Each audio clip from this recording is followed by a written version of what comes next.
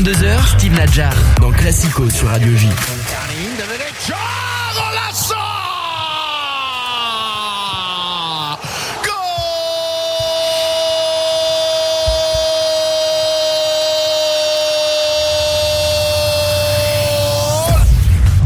Comme ce commentateur espagnol, vous avez peut-être vous aussi crié devant votre téléviseur à la 66e minute de ce Espagne-France. L'équipe de France qui était alors menée 1-0. Et c'est une nouvelle fois l'attaquant du Real Madrid qui a sorti les Bleus de la panade d'un nouveau geste de classe mondiale, une frappe enroulée du pied droit absolument splendide. Bonsoir François-Miguel Boudet. Bonsoir à tous. Et merci d'être avec nous. Vous êtes journaliste à Eurosport et au site Furial Liga. Est-ce que vous l'aviez déjà vu marquer un but aussi magnifique, Benzema avec le Real ? Toutes les semaines, à peu près. Il a une grande Karim forme. Benzema est exceptionnel. Il porte le Real Madrid au niveau offensif, au niveau collectif. C'est le capitaine. Et en équipe de France, il reproduit les mêmes performances. C'est les 2 buts qu'il a mis lors de ce Final Four sont sublimes. Il est dans une confiance absolue. Il est magnifique et il va avoir 34 ans. C'est qu'il a un niveau. Il est toujours aussi fit. Il est jamais blessé. C'est la longévité qu'il a au Real Madrid et revenir comme ça en équipe de France, malgré ce qui s'est passé à l'Euro. Mais waouh, c'est juste exceptionnel. Il en est déjà à 12 buts et 8 passes décisives en 15 matchs. Cette saison. Oui, cette saison. Oui, ouais. c'est exceptionnel. C'est exceptionnel, tout simplement. Benjamin. Le but, il est extraordinaire. Hein, vraiment, loin de moi l'idée de réduire ce qu'il a fait. Mais, évidemment, le gardien de but que je suis, Simon, il est un peu avancé. Et effectivement, comme le disait Jérôme Alonso hier soir sur l'équipe, il lui manque peut-être un pas de côté sur le côté gauche pour pouvoir la sortir. Parce qu'il la touche, la main est pas très ferme. Ouais, main opposée. Mais s'il fait un pas de plus à gauche, il est mieux positionné. Et sans doute que sa main, qui est pas très ferme, peut quand même sortir le ballon. Gérard Genès, est-ce que Benzema est devenu le leader technique de cette équipe de France ? Leader technique, je sais pas, parce que quand même des bons techniciens, il y en a dans cette équipe. Mais ce qui est sûr, c'est que le Benzema qui a quitté l'équipe de France, pas de son plein gré, il faut le dire, il y a 5 ans, et celui qui est revenu, sont 2 personnages différents. Et la grande différence, c'est qu'on le voit sourire. Et ce mec-là, il jouait, et alors on avait l'impression qu'il s'emmerdait, qu'il parlait à personne, qu'il était ronchon, qu'il faisait la gueule en permanence. C'est tout juste s'il acceptait quand il marquait un but. Griezmann. Bien sûr, qui était la joie de vivre et l'opposé. Et là, on voit arriver quelqu'un, on dirait qu'il est devenu adulte, comme s'il était un peu resté adolescent avant, qui est devenu mature, qui s'est épanoui dans son jeu. Il a pris des responsabilités énormes au Real, parce que quand Ronaldo est parti, il n'a pas été remplacé, Ronaldo. Ouais. Bah si, il a été remplacé par Eden Hazard, qui a jamais joué parce que il était blessé pendant 2 ans. Donc il est devenu le patron. Qui s'est blessé là. Oui, bon, forcément. Neymar va pas tarder à se blesser. Ils ont tous les 2 le même problème. À un moment, faut aller à Merano faire la cure, parce que sinon on s'en sort pas. Voilà, c'est un autre joueur qui est arrivé et il a pas des qualités techniques supplémentaires à ce qu'il avait avant, mais en revanche, il a un sens du collectif qui est beaucoup plus aiguisé et une vision du jeu, bien sûr. Il est tellement épanoui qu'on voit bien qu'il prend le temps. Il prend le temps de regarder. Je trouve que ça ressemble un peu à ce que faisait Platini. Platini prenait le ballon et hop, il voyait tout de suite. Pop, pop, pop, pop, pop. C'est une sorte de radar.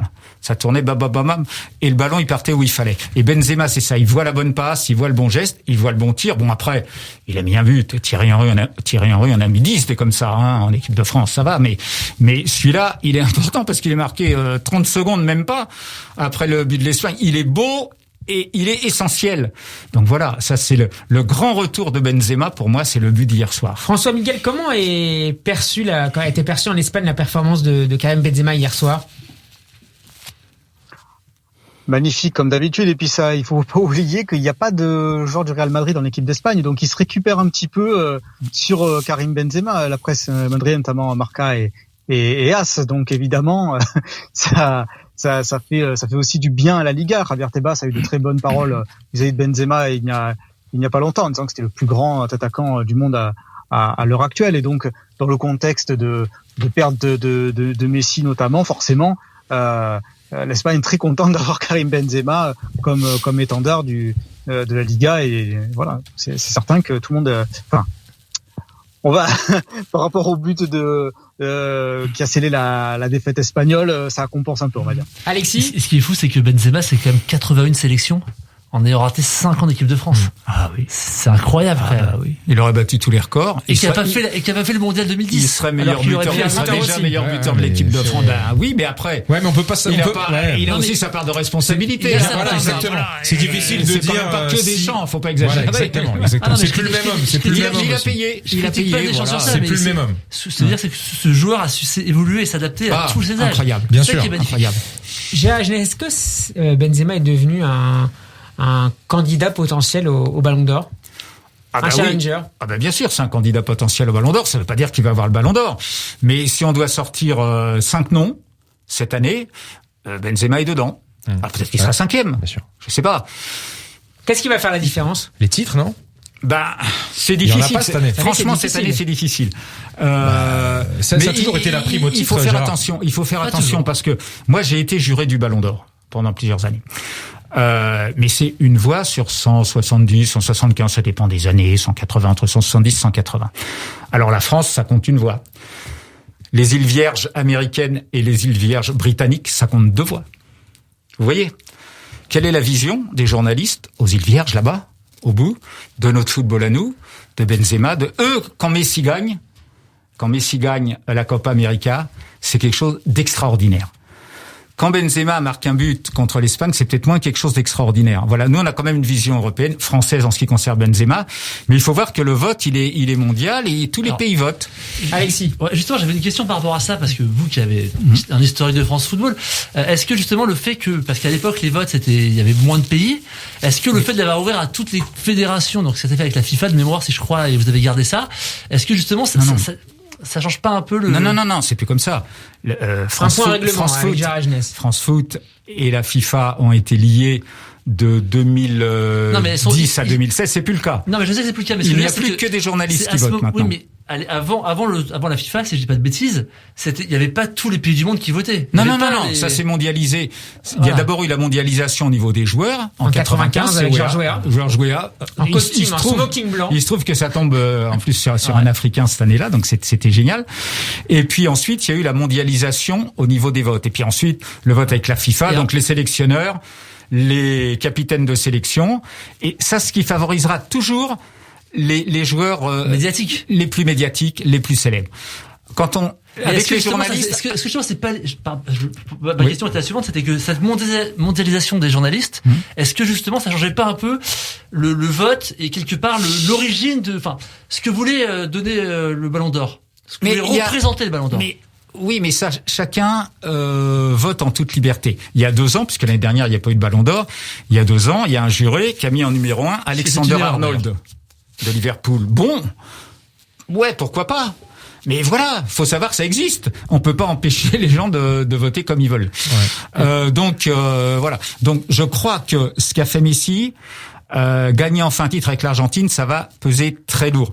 Ce qu'a fait Lewandowski sur 2 ans, ça va peser très lourd parce que il y a une sorte de dette. On sent qu'il y a une sorte de dette vis-à-vis de Lewandowski. Mais c'est ça qui est pas normal. Genre, c'est si jamais on récompense un joueur, Messi, on le récompense parce qu'il a gagné la Copa América. Ça faisait des années qu'on l'attendait, ça nous a tous touchés. Il a pleuré. Du coup, on lui donne le Ballon d'Or. C'est pas ça le Ballon d'Or. Lewandowski, si on lui donne parce qu'il a été champion d'Allemagne, mais que avec sa sélection, le pauvre, quoi qu'il arrive, il n'a pas percé. Lewandowski l'aurait eu l'année dernière. Je pense qu'il l'aurait eu l'année dernière. Il peut l'avoir cette année parce que il n'a pas baissé en fait. Il a tenu ses statistiques, il a battu les records de garde titulaire. Ça marque les esprits. Oui, mais il y a eu un Euro. Et puis il y a pas d'Italien, il y a pas de joueur italien. C'est pas vrai. Alors c'est ça. Alors excuse-moi, c'est là où c'est faux. Non, excuse-moi, quand t'as Jorginho qui a gagné l'Euro, qui a gagné la Ligue des Champions. Ça pour moi, excuse-moi, ça met d'accord. Tu peux pas Attends. Tu peux pas être par hasard le numéro 6, le pivot, le relayeur, le cœur du jeu de 2 équipes qui gagnent des titres suprêmes. Mais ce n'est pas une star mondiale. Mais pourquoi c'est pas une star mondiale? Parce que c'est pas Neymar, parce que c'est pas un Brésilien. Dans ce cas-là, je suis désolé. C'est un Brésilien d'ailleurs, entre parenthèses. Dans ce cas-là, en 2018, c'est Varane de Ballon d'Or. Et alors, pourquoi pas? Mais c'est pas obligatoirement celui qui marque les buts, le meilleur joueur du monde. C'est ce que le Ballon d'Or, c'est pas celui qui non plus gagne tous les titres. C'est-à-dire que selon où on se trouve géographiquement, on n'a pas la même vision du football. Jorginho, dans une grande partie du monde. On sait pas qui c'est, mais je suis d'accord. Or, à partir du moment où on dit tous les pays du monde ont le droit de voter, ce qui est pas choquant quand même de dire bien sûr que non. Un joueur de par pays, eh ben voilà, ça veut dire qu'on réduit sans doute les chances de certains et on accroît les chances d'autres à performance égale, performance égale. Faut l'accepter. Donc, il y aura du Messi, il y aura du Lewandowski. Cristiano Ronaldo, peut-être? Il y aura du Ronaldo parce que beaucoup de points pour Ronaldo parce qu'il a battu des records. Alors on nous parle d'Mbappé aussi, voilà. mais Mbappé malgré tout l'amour sa saison malgré tout l'amour que j'ai pour lui, non, je pense pas qu'il l'aura cette année. Et je pense que cette année Benzema sera devant Mbappé. Je peux me tromper. Benzema sera devant Mbappé. Après, voilà, ça va être gens plus votent. ouvert que dans le passé. Comment? La compétition va être plus ouverte que dans le passé. Cette année, elle va être ouverte. Cela étant, elle va être ouverte. Il faut savoir que le dernier Ballon d'Or, si je ne me trompe pas, c'est Messi en 2019, qui bat Van Dijk, le Hollandais de Liverpool, de 7 points. Mais 7 points, pas sur 14, 7 points sur 200, même bien plus, sur des centaines et des centaines de points. C'était extrêmement serré. Entre deux joueurs seulement, mais enfin, c'était devenu rare, un vote aussi serré. Donc, cette année, ouais, je pense que ça va être serré. Mais c'est ça qui est passionnant, mais après tout, Mbappé, il l'aura peut-être un jour. Neymar, il l'aura jamais parce qu'il s'en fout complètement. Alors, on va parler de Neymar dans un instant. Je voudrais qu'on retrouve François Miguel. En Espagne, François Miguel, ce n'est pas le but de Benzema qui a été le plus commenté, mais celui de Kylian Mbappé qui fait la une des médias. On considère en Espagne qu'il y avait bien hors-jeu. Il y a comme una cathédrale, j'ai envie de dire. Il est hors-jeu qu'il en peut plus. Je veux dire, c'est les interprétations après. Après, c'est compliqué. Moi, par exemple, je suis contre la VAR. Donc, il aurait été validé sans la VAR et avec la VAR. Donc, bon, le but est bon. Mais l'interprétation est quand même étrange de dire, voilà, qu'Eric Garcia fait action de jeu, qui remet Mbappé. Qui remet en jeu Mbappé. C'est pas tenable, quoi. Il est hors jeu d'un mètre, sur la passe de Théo Hernandez. Je veux dire, c'est compliqué dans le feu de l'instant de décider si Eric Garcia remet dans le jeu. C'est pas une passe volontaire en retrait. C'est très exagéré. Après, je pense que l'équipe de France est physiquement au-dessus à ce moment-là. Je pense que l'équipe de France aurait gagné ou en prolongation de toute façon. Ça remet pas. Mais bon, perdre comme ça, c'est certain que c'est pas très agréable. Je pense que ça peut plus porter préjudice aux arbitres dans la cabine et à Anthony Taylor qui était sur le terrain qu'autre chose. Parce que si ça arrive en finale d'une Coupe du Monde, c'est pas exactement la même histoire. Donc voilà. Benjamin, au-delà de la défaite, François Miguel, moi, franchement, j'ai pris énormément de plaisir à voir jouer l'Espagne hier. Je trouve qu'en jeu de possession, on fait toujours pas mieux, quoi. Busquets, il est extraordinaire, il est inamovible, c'est vraiment merveilleux à voir. Puis il y a des jeunes pousses qui impressionnent. Et à côté de lui, il y a des jeunes. Et à côté de lui, il y a des jeunes qui sont l'avenir de cette équipe. J'ai l'impression que pour peut-être 2022, c'est peut-être un peu court, mais pour 2024, l'Euro en 2024. Non, pour la prochaine Ligue des Nations, c'est ça l'important. Et l'Espagne pourra la gagner. Non, mais vraiment, on a l'impression qu'il y a quand même un renouveau dans cette équipe autour de Busquets qui est toujours extraordinaire, je trouve. François Miguel, la pépinière espagnole continue à bien fonctionner. Alors, d'une part, Busquets, je pense qu'il y a des supporters du Barça qui vont être un petit peu dégoûtés de voir le niveau qu'il a avec l'Espagne. On ne sait pas s'il y a un problème depuis quelques années d'entraîneur au Barça, c'est un problème de motivation, c'est un problème de joueurs autour de lui, mais ce qu'il a montré là au cours du week-end, voilà, moi c'est un joueur que j'adore, Sergio Busquets, donc voilà, je suis ravi de le voir à ce niveau-là. Quand on parle de renouveau, il faut se dire aussi qu'il y avait beaucoup d'absents côté espagnol.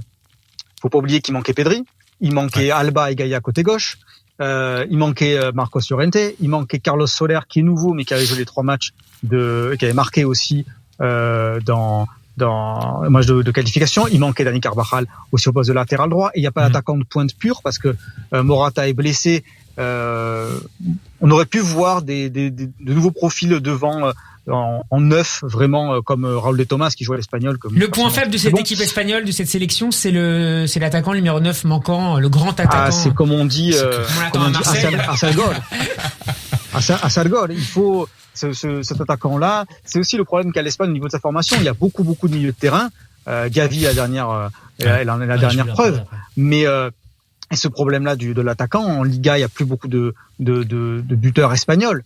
À part de Thomas, il y a peut-être Quique Garcia qui joue au Osasuna, et il y a pas vraiment de très grands neufs qui puissent s'imposer. Il y a Morata, mais il est beaucoup critiqué, Morata aussi. Donc voilà, il y a ce problème. Mais après, au niveau des ailiers, ça peut jouer avec un faux neuf. On a très bien pu le voir. Mais c'est vrai que par rapport à tous les absents, et puis voilà, c'est Oui, Gérard Moreno, évidemment. Gérard Moreno qui fait partie de la liste du Ballon d'Or également, qui est un magnifique buteur, mais qui n'est pas un neuf à proprement parler. C'est aussi un joueur qui joue sur le côté, qui est réaction créateur. Donc à ce que nous explique. Ouais, non, moi c'est vrai que celui qui m'a vraiment impressionné hier, c'est Gavi. 7 matchs pro. Je me suis dit, face à l'équipe de France, avec la puissance physique de nos milieux de terrain, et il a été très très impressionnant, j'ai trouvé Il avait déjà été contre l'Italie. Ouais, exactement. Et donc c'est 7 matchs pro. Et Luis Enrique, c'est vrai que c'est aussi très impressionnant parce que il arrive à renouveler, à recréer un style, à donner la confiance à des jeunes qui ont 7 matchs pro, ce qui est quand même. Est-ce que c'est finalement lui la star de cette sélection? C'est Luis Enrique? Ouais, moi je pense.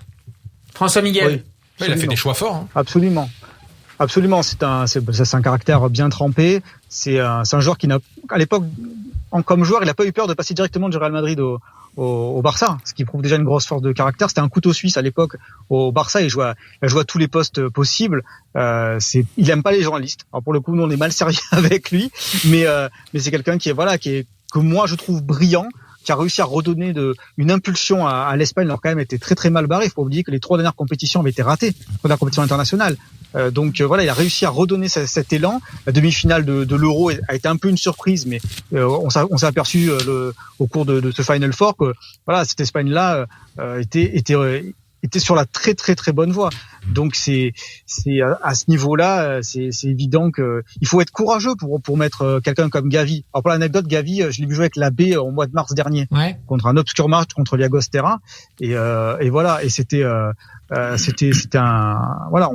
voyait déjà que je suis en train de confondre, je crois que je confonds les matchs, excusez-moi, mais c'est Conrad de la Fuente que j'ai vu, je confonds que mais Gavi c'est des gens, c'est un joueur grand attaquant de l'OM, mais c'est pareil. Excusez-moi, mais c'est un joueur que j'ai déjà vu sur les matchs du Barça B. Voilà, on savait que c'était une belle promesse, comme Nico d'ailleurs qui a débuté avec l'équipe A récemment, mais le propulser à ce titulaire comme ça m'a rappelé, alors toute proportion gardée, ça m'a rappelé Adil Rami avec Raymond Domenech. Toute proportion gardée. Et c'est sur ça que nous allons terminer. comparaison. Non, parce que alors je vais vous expliquer pourquoi. C'est parce qu'Adil Rami a très très peu de matchs en professionnel, et Domenech l'avait aligné, ça avait suscité des critiques que ça, mais finalement Rami a fait une carrière des plus correctes. Alors on espère, je sais pas si Gavi finira champion du monde sans jouer, mais